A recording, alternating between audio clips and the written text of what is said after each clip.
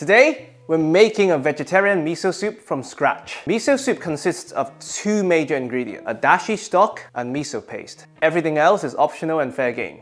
Today, we're mainly making it with mushrooms, but the principle applies to everything else. First, we're gonna make the dashi. Here, we have some dashi kombu, Japanese dry kelp. Don't wash them, by the way. And to that, we add some water. If you have the luxury of time, ideally you want to soak this overnight in the fridge. Rapid boiling would also work. About 1.2 liters of water. Then you bring it to a bare simmer. If you don't have dry mushrooms and you're making a vegetarian miso soup, you can just use the kombu dashi. If you're not making vegetarian miso soup, I normally like to add a bit of katsuobushi, which is dried shaved tuna. Alright. For me, that's a bare simmer. So, stove off, and nature's MSG has seasoned the water. Now, we take out the kombu. You can save it to make a salad later. Just slice them thinly, and they're beautiful. Now, to this, we add our dry shiitake. Even more umami. So the shiitake would take about 30 minutes to impart their flavors and soften. We then add the shiitake themselves back to the broth for some extra dried mushrooms. 30 minutes. I'll see you then.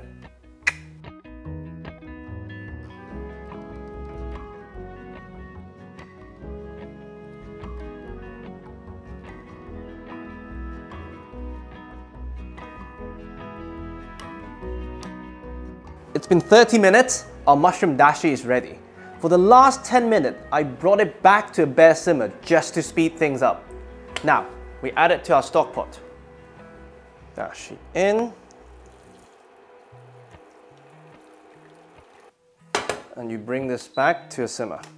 In the meantime, we're gonna trim off the stems from the mushroom dashi and add them back in. It's really hot, by the way. Wow. Yeah, when you do it at home, wait for them to cool down.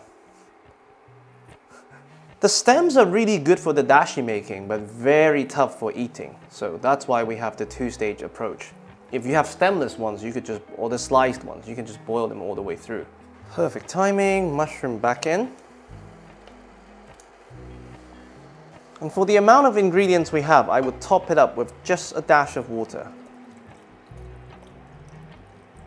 By just a dash is like 500 ml. We add our other ingredients. Traditionally, you probably see wakame seaweed. Today we're using samphire just because it brings a bit of oceany goodness and a bit of texture in terms of crunch. I like to select ingredients that cook around the same time. So basically, they all just need a quick blanch. The moment you add something like carrots, then you might as well add daikon and potatoes because they would need a 15-20 minute simmer at the very least. And in Japan, traditionally, they like to add the miso at the very end to maintain as much enzyme as possible. This is silken tofu. People have different methods of extracting the excess moisture from tofu. People put like bricks on top. For me, the easiest way is just to put this in the microwave. Something this big, 1 minute, 1.5 minutes, it would squeeze out all the excess liquid and they'll be ready for like any form of cooking. Because the mushrooms cook so quickly, we're gonna add our miso at this point. What kind of miso you use is a matter of personal taste. The color is mainly determined by the fermentation time. So the shorter the fermentation, the sweeter, lighter miso they become. So you have white miso on one spectrum and really dark miso, which is way more flavorsome and way deeper in flavors. My personal favorite is red miso, but you can do a mix of them all until you've discovered your perfect balance. Miso is such a complicated subject. We could spend a 10-minute video just talking about miso, but we save it for another time. So, to add the miso, my favorite method is just through a sieve. We put the miso here, so you can make sure they are all dissolved without lump. So this red miso is made with soybeans, kojikan, and barley. You mostly find rice in white misos. Again, we'll make another video about that. Once the miso's in, you want to lower the heat. Again, to a bare simmer. Now, for the last stage, we use my daughter's panda whisk. As I said earlier, because this is made from barley, the grains will not go through. So we get a smoother soup from this. Beautiful, huh? And now, the mushrooms. You can use any mushroom.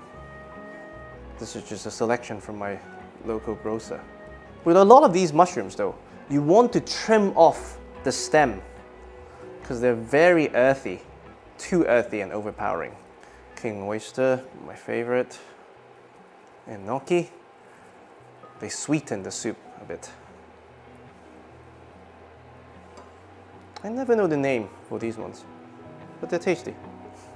And you just give them a tiny bit of time to soften. All right, I got too excited about the time lapses. I forgot two of my favorite ingredients. The mushrooms are done. The soup is beautiful. Stove off. Something this beautiful. You serve it table side. It also keeps it warm. Now, the last two ingredients, my favorites. We add some sliced scallion for color and brightness and balance. I forgot the scallions, can you believe that? It's like literally my favorite ingredient. My other favorite optional ingredient, Japanese 7-spice, Shichimi Togarashi. Again, color and flavors. And there you have it. Vegetarian miso soup with mushrooms. I really hope you enjoy.